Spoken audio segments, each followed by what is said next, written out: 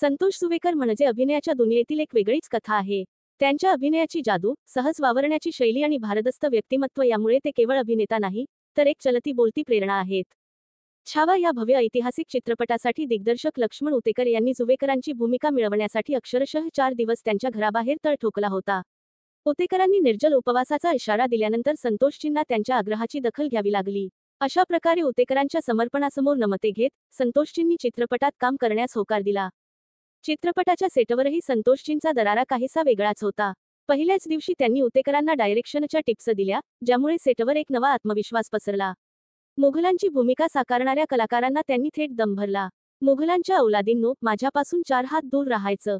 हा डायलॉग इतका प्रभावी होता की अक्षय खन्ना, जो औरंगजेबाची भूमिका साकारत होता, त्याने थेट पोलीस प्रोटेक्शनची मागणी केली. दुसरीकडे विकी कौशल तर संतोषजींच्या अभिनयाचा एवढा चाहता झाला की तो त्यांना संभाजी महाराजांची भूमिका करायला विनवू लागला.